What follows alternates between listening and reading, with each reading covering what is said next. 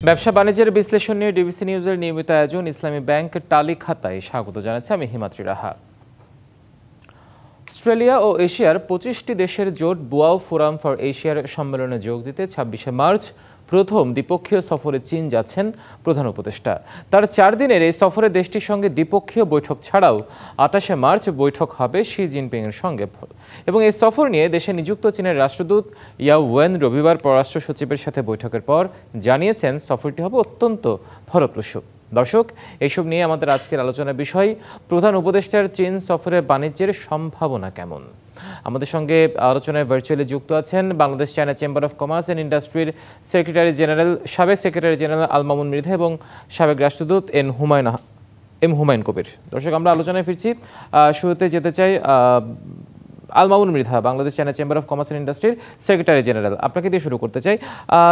চীন প্রস্তাবিত বৈশ্বিক উন্নয়ন উদ্যোগ বা গ্লোবাল ডেভেলপমেন্ট ইনিশিয়েটিভ বা জিডিআইতে যুক্ত হতে আপত্তি নেই বলে জানিয়েছে বাংলাদেশ। আমাদের পররাষ্ট্র সচিব যেটি বলেছিল, সেক্ষেত্রে মানে সম্মতি আছে কিন্তু আপত্তি নেই, যদিও এখনো সেটা সিদ্ধান্ত হয়নি।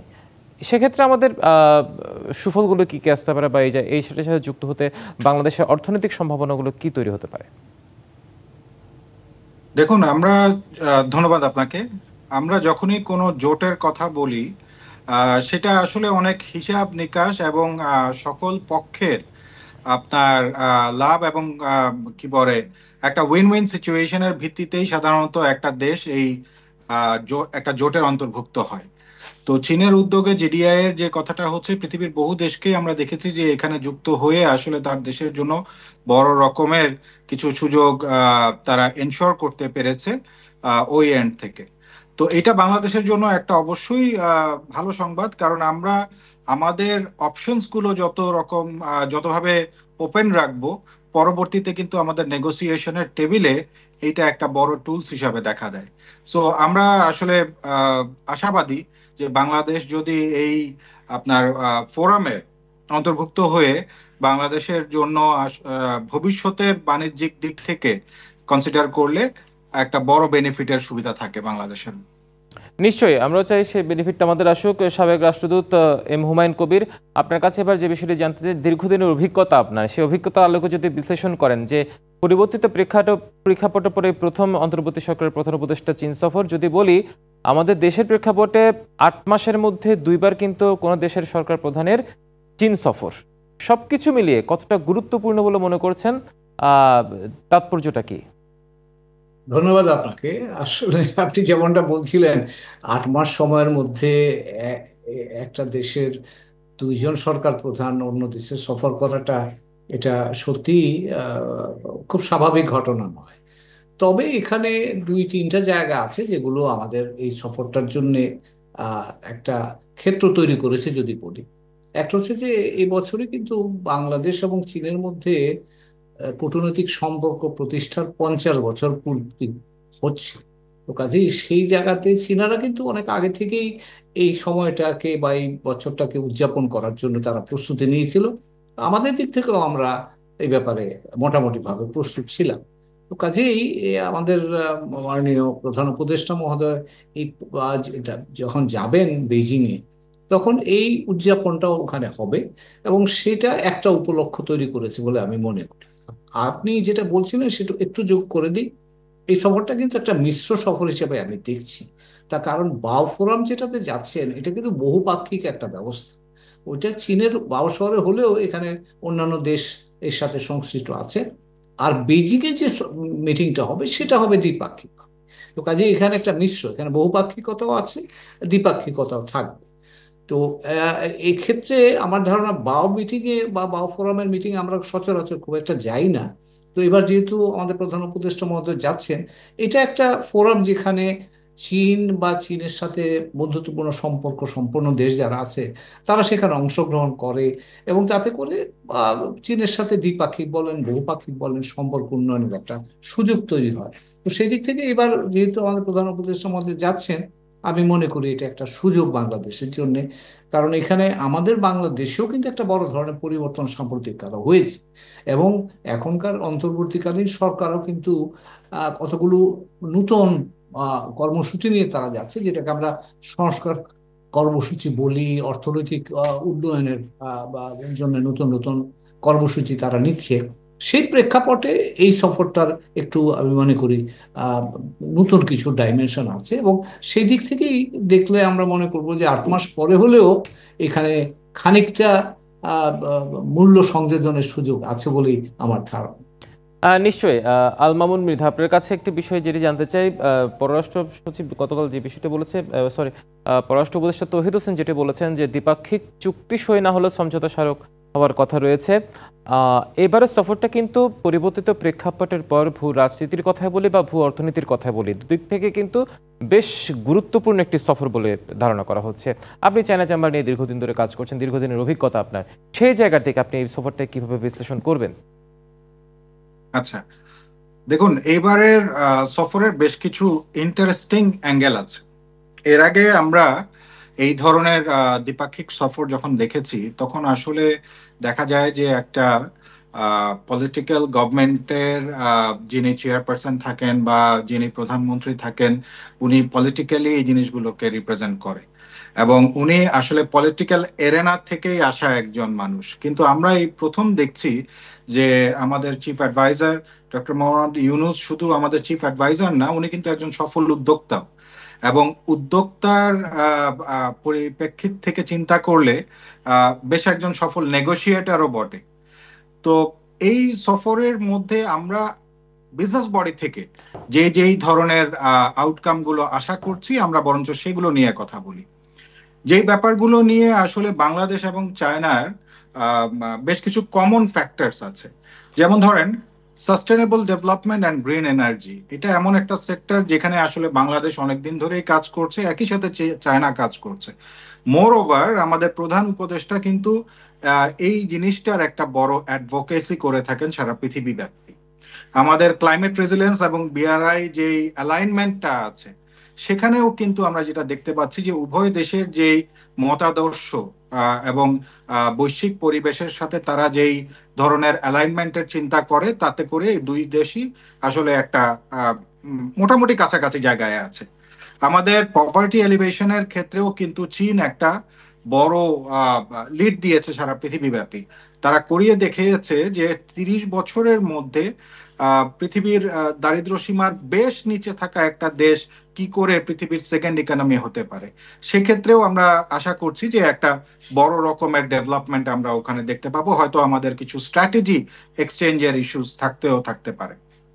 আপনারা জানেন যে আমাদের এসডিজি গোল আছে, এবং সেখানে আমাদের বেশ কিছু ফ্যাক্টরস আছে যে জায়গাটায় আসলে চীন বেশ ভালো রকমের একটা সুযোগ বাংলাদেশের জন্য দিতে পারে। টেকনোলজিক্যাল ইনোভেশনে চীন সারা পৃথিবী লিড করছে, এবং সামনের দিনের যে আমরা শিল্প বিপ্লব বলছি, সেই শিল্প বিপ্লবের ক্ষেত্রে বাংলাদেশকে যদি এই ইয়েতে টিকে থাকতে হয়, এই যুদ্ধে টিকে থাকতে হয়, তাহলে আমাদের টেকনোলজিক্যাল অ্যাডভান্সমেন্টের আসলে কোনো বিকল্প নাই এবং টেকনোলজি ট্রান্সফারের কোনো বিকল্প নাই। তো সেই সূত্রেও আমরা চীনের তরফ থেকে একটা ভালো নেগোসিয়েশনের মাধ্যমে যদি বাংলাদেশের জন্য ফলপ্রসূ কিছু একটা আনতে পারি, তাহলে সেটা আমাদের সুদীর্ঘ সময় ধরে একটা বেনিফিট দিবে। আমাদের বেশ কিছু সেক্টর আছে, যেমন ধরেন ফিনটেক। চীন সারা পৃথিবী ব্যাপী ই কমার্স এবং আপনার ফিনটেকে লিড করছে, এবং ডিজিটাল কারেন্সি যেটা আমরা বলি, এটাতে আসলে অনেক রকমের সুবিধা, আপনার ট্রান্সপারেন্সির ক্ষেত্রে, দুর্নীতির ক্ষেত্রে এবং কনভেনিয়েন্সের ক্ষেত্রে এই জিনিসগুলো একটা একটা অনেক বড় মাইলেজ দেয়। তো আমরা আশা করছি যে আমাদের প্রধান উপদেষ্টার যে সফর বা দ্বিপাক্ষিক আলাপ হবে, সেখানে এই জিনিসগুলোও থাকবে। এগ্রিকালচার একটা বড় সেক্টর আছে ভাই, সেখানেও চীন অভূতপূর্ব উন্নতি করেছে, এবং আমাদের দেশ এবং চীনের ডেমোগ্রাফিটা বেশ কাছাকাছি। আমরাও একটা মানে অনেক বড় জনসংখ্যার দেশ, চীনও একটা অনেক বড় জনসংখ্যার দেশ। তো এই দুইটা মিলিয়ে আপনার একটা বড় রকমের আলাপ আলোচনা হবে, আমরা তাই আশা করি। নিশ্চয়ই সেখান থেকে নিশ্চয়ই ফলপ্রসূ বেশ কিছু বিষয় উঠে আসবে। আমরা বিরতির পর আবার একটু বিস্তারিত আলোচনায় যাবো, আপনারা থাকুন আমাদের সাথে। একটি বিরতি নিয়ে সময় হয়েছে। দর্শক, বিরতি নিচ্ছি ইসলামী ব্যাংক তালিকাতে, সাথেই থাকুন, ফিরছি একটু পরে।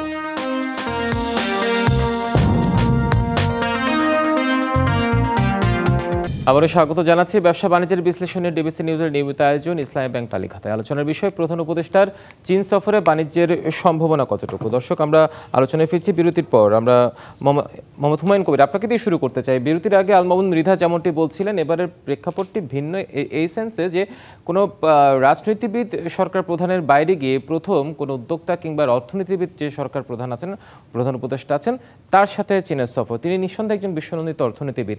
আমি যদি আপনার দীর্ঘদিনের অভিজ্ঞতার আলোকে থার্ড আই দিয়ে যদি বিষয়টিকে পর্যবেক্ষণ করতে বলি, আপনি কিভাবে সেটি অর্থনৈতিক সমৃদ্ধির সম্ভাবনা কতটুকু হবে? ধন্যবাদ আপনাকে। আসলে থার্ড আই দরকার নেই, আমি ফার্স্ট বা সেকেন্ড আই দিয়ে দেখার চেষ্টা করি। গত 8 মাস আগে যখন চীনে একটা সফর হয়েছিল, আপনারা যদি আমরা মনে করতে পারি, তখন কিন্তু চীনের কাছ থেকে আমাদের প্রত্যাশাটা কি ছিল সেটা একটু যদি খেয়াল করি, তাহলে কিন্তু একটা ধারণা করতে পারবো যে এবারও আমরা কি চাচ্ছি তাদের কাছ থেকে, বা আমাদের অভ্যন্তরীণ চাহিদাটা। আমরা জানি যে আমরা একটা অর্থনৈতিক চাপে আছি এখন, এবং তখনও আমার মনে আছে যে চীনের কাছ থেকে আমরা একটা বাজেট সাপোর্ট চেয়েছিলাম। চীনারা কিন্তু তখন সেটা দেয়, এবং আমরা যে বাণিজ্যে যে ঘাটতি আছে সেই ঘাটতিটা মেটাবার জন্য আমাদের যেহেতু যথেষ্ট পরিমাণে বৈদেশিক মুদ্রা ছিল না, তখন আমরা চীনাদের কাছে একটা সাপোর্ট অ্যামাউন্ট চেয়েছিলাম, সেটাও চীনারা আমাদের তখন দেয়নি। তো আজকে আমি খুব আশ্চর্য হব না যে যেহেতু এখন চীনারা পরিবর্তিত অবস্থার প্রেক্ষিতে এখনকার বাংলাদেশের অন্তর্বর্তীকালীন সরকারের কিছু কিছু উদ্যোগে খানিকটা সফলতা দেখা যাচ্ছে, এক্ষেত্রে হয়তো তারা এখন এটাকে ইতিবাচক বিবেচনা করতেও পারে। এটাকে আমি ধরবো একটা বিষয় হিসাবে, এটা গুরুত্বপূর্ণ। আর এছাড়াও সাম্প্রতিককালে ধরেন আমাদের পররাষ্ট্র উপদেষ্টা কিন্তু চীন সফর করে এসেছেন জানুয়ারি মাসে, এবং তিনি তখন অনেকগুলো নতুন বিষয় নিয়ে এসেছিলেন, যে বিষয়টার সাথে আমাদের সাম্প্রতিক ঘটনা প্রবাহেরও খানিকটা যোগসূত্র আছে। যে বাংলাদেশ থেকে ভারতে একটা বড় সংখ্যায় আমাদের মানুষ চিকিৎসার জন্য যেত, তো সেটা এখন যেহেতু ভিসা নাই গত 8 মাস ধরে, সেহেতু এখন সে যাওয়ার সুযোগটা নাই বলে চীনের সাথে একটা মেডিকেল কোলাবোরেশনের সুযোগ কিন্তু তৈরি হয়েছে। এবং বাংলাদেশ সরকার ইতিমধ্যেই 2টা অনুরোধ তাদেরকে করেছে। একটা হচ্ছে কুনমিনে 2-3টা হাসপাতালকে ডেজিগনেট করে দেয়া, যেখানে বাংলাদেশ থেকে যারা যেতে চায় চিকিৎসার জন্য তারা যেতে পারে ওখানে। আরেকটা হচ্ছে বাংলাদেশে যদি চীন কোনো বড় ধরনের এই ধরনের মেডিকেল ফ্যাসিলিটি তৈরি করতে পারে উন্নত মানের বা বৈশ্বিক মানের, সেটাও কিন্তু একটা অনুরোধ। তো কাজেই আমার ধারণা যে এগুলো বর্তমান প্রেক্ষাপটে যেটা বাংলাদেশের জন্য দরকার, এবং ভবিষ্যতেও যে বিষয়গুলো বাংলাদেশের জন্য ইতিবাচক হবে, আমার ধারণা সেই বিষয়গুলো নিয়েও আলোচনা গভীরভাবে হবে বলে আমার ধারণা। লাস্ট পয়েন্ট বলে দিচ্ছি, সেটা হচ্ছে চীনাদের সাথে আমাদের আরেকটা জায়গায় খুব জটিলভাবে আমরা ভূরাজনীতির সাথে জড়িয়ে আছি, সেটা হচ্ছে রোহিঙ্গা প্রত্যাবর্ষণের বিষয়টা। আমরা জানি মিয়ানমারের উপর চীনের বেশ প্রভাব আছে, এবং সেই ক্ষেত্রে চীনাদের কাছ থেকে যেহেতু এটাও সরকারের একটা প্রাধান্যের জায়গা, চীন যদি আমাদেরকে খানিকটা সহায়তা দিতে পারে এখনকার নতুন প্রেক্ষাপটে, মিয়ানমারে আমরা জানি প্রেক্ষাপটটা বদলেছে, নিশ্চয়ই সেক্ষেত্রে একটু সহজ হতে পারে। আপনাকে ধন্যবাদ। সহজ হবে নিশ্চয়ই, আপনি থাকুন আমাদের সাথে। আল মামুন মৃধা, আপনার সাথে আরেকটু যুক্ত করতে চাই, সেটি হচ্ছে অন্তর্বর্তী সরকার বাংলাদেশকে বৈশ্বিক ম্যানুফ্যাকচারিং হাবে পরিণত করতে চাচ্ছে, তৈরি করতে চায়। সেই জায়গায় চীনের বেশ কিছু কারখানাকে এখানেও স্থানান্তরের কথাবার্তা চলছে। সেই জায়গায় আসলে আমরা কতটুকু সক্ষম আছে এই জায়গায়? দেখুন, এইটা নিয়ে আসলে কথাবার্তা অনেকদিন ধরেই হচ্ছে, কারণ চীন আমাদের মেজর ট্রেডিং পার্টনার, সবচেয়ে বড় ট্রেডিং পার্টনার, এবং সেটা সঙ্গত কারণেই সারা পৃথিবীর কারখানা বলা হয় চীনকে। এবং আমরা অনেক দিন ধরেই এই অ্যাডভোকেসিটা করছি যে চীন থেকে যেই ধরনের পণ্যগুলো আমরা বেশি আমদানি করে থাকি, যেগুলোর তৈরি বাজার আছে বাংলাদেশে, সেই ধরনের ইন্ডাস্ট্রিগুলোকে দিয়ে যদি আমরা শুরু করি, তাহলে সামনের দিকে হয়তো অন্যান্য বড় ইন্ডাস্ট্রিগুলো বাংলাদেশে শিফট করবে, রিলোকেট করবে। তো এই প্রসঙ্গে একটা চীনা ইকোনমিক জোন আপনারা জানেন জানুয়ারিতে জায়গা নেওয়া হলো, এবং সেটার কাজ চলছিল। এবং দেখা যাচ্ছে যে, কিন্তু হতাশাজনকভাবে বলতে হবে যে এই পর্যন্ত আমরা কোনো উল্লেখযোগ্য অগ্রগতি ওখানকার ডেভেলপমেন্ট, মানে ইনফ্রাস্ট্রাকচার ডেভেলপমেন্টে দেখতে পাই নাই। দ্বিতীয়ত, যেই ফ্যাক্টরস গুলোকে নিয়ে আমরা বহুদিন ধরে কথা বলে আসছি, যে বাংলাদেশের এন্ডে যে জটিলতাগুলো আছে আমলাতান্ত্রিক এবং হচ্ছে পারমিশনের ক্ষেত্রে এবং ইজ অফ ডুইং বিজনেসের ক্ষেত্রে যেই সূচকগুলোতে আমাদের উল্লেখযোগ্য উন্নতি করা দরকার, সেগুলোতে আমাদের দৃশ্যমান উন্নতি হতে হবে। চীন বাংলাদেশের অত্যন্ত ঘনিষ্ঠ বন্ধু। তারা বাংলাদেশের স্যার যেটা বললেন যে এবছর হচ্ছে বাংলাদেশ এবং চায়নার 50 বছর পূর্তি ডিপ্লোম্যাটিক রিলেশনশিপের, এবং এই 50 বছর ধরেই কিন্তু বাংলাদেশের প্রয়োজন মাফিক চীন বহুমাত্রিক সাপোর্ট বাংলাদেশের জন্য দিয়ে আসছে। তো এই জিনিসটাকে আমাদের ধরে রাখতে হলে আমাদের এন্ড থেকেও কিছু সিনসিয়ারিটি দেখাতে হবে। তো আমি মনে করি যে দিস ইজ দ্য টাইম, যে এইসব অবস্টিকলস গুলো আমরা দীর্ঘ সময় ধরে দেখছিলাম বিনিয়োগের ক্ষেত্রে, সেগুলোর ক্ষেত্রে উল্লেখযোগ্য আপনার পরিবর্ধন এবং সেটার ইমপ্লিমেন্টেশনের মাধ্যমে যদি আমরা উন্নতি করতে পারি, চীন থেকে একটা বড় ইনভেস্টমেন্ট বাংলাদেশে আসবে, এই আশ্বাস আমরা পেয়েছি। নিশ্চয়ই। হুমায়ুন কবির, আপনার কাছে যে প্রশ্নটি রাখতে চাই সেটি হচ্ছে, চীনের সাথে বাংলাদেশের বাণিজ্য ব্যবধান কমানোর কথা বলা হচ্ছে। ইতিমধ্যে কিন্তু 98% পণ্যের শুল্কমুক্ত সুবিধা দেওয়ার একটা বিষয় চালু আছে ইতিমধ্যে। সেই জায়গায় ভারত, বাংলাদেশ, চীন ভূ রাজনৈতিক প্রেক্ষাপট বিবেচনায় তাদের সাথে আমাদের যে ব্যবসায়িক ব্যবধানটা কমানোর কথা বলা হচ্ছে, দ্বিপাক্ষিক বাণিজ্যটা আসলে কতটুকু সম্প্রসারণের পথে কোনো বাধা আছে কিনা, কতটুকু আমরা পারবো? ধন্যবাদ আবার আপনাকে। মামুন ভাই যে কথাটা বললেন তার সূত্র ধরেই বলি, আসলে তো আমরা এই যে চীনের সাথে প্রায় 24-25 বিলিয়ন ডলার, তার বেশিরভাগই হচ্ছে কিন্তু আমদানি। আমরা 600 মিলিয়নের মতো, 1 বিলিয়ন ডলারও কিন্তু চীনে এখনো রপ্তানি করতে পারি না। কাজে এখানে কিন্তু আপনার আমাদের জন্য সূত্রটা আছে যে চীনে যদি চীন আমাকে 98% শুল্কমুক্ত প্রবেশাধিকার দিয়েছে, 100% দিলেও তো আমার লাভটা কি হবে? আমি যদি প্রোডাক্টস তৈরি না করতে পারি, ওখানে রফতানিযোগ্য পণ্য তো আমাকে তৈরি করতে হবে। এবং সেখানেই আমি মনে করি আমাদের এখানে অভ্যন্তরীণ যে প্রতিবন্ধকতাগুলো আছে, সেটা শুধুমাত্র যে পুঁজি বা টেকনোলজি তা নয়, কিন্তু অনেকগুলোই কিন্তু আছে। ধরেন আমলাতান্ত্রিক জটিলতা, দুর্নীতি, দীর্ঘসূত্রিতা, আমাদের কাজের পদ্ধতিগত জটিলতা। মনে রাখতে হবে চীন কিন্তু দ্বিতীয় বৃহত্তম অর্থনীতি পৃথিবীতে, এবং তার দক্ষতার মান আমাদের অনেক উপরে। কাজে আমি যদি তার কাছ থেকে সুবিধা পেতে চাই, তাহলে আমার এখানে দক্ষতা, ব্যবস্থাপনা এগুলোকে অনেকাংশে আধুনিকীকরণ করতে হবে। তবেই মাত্র চীনা বিনিয়োগ এখানে আসবে, আগ্রহী হবে, এবং আমরা পণ্য উৎপাদন করে রফতানি করে আমাদের এই বাণিজ্যিক ঘাটতিটা আমরা কমাতে পারি।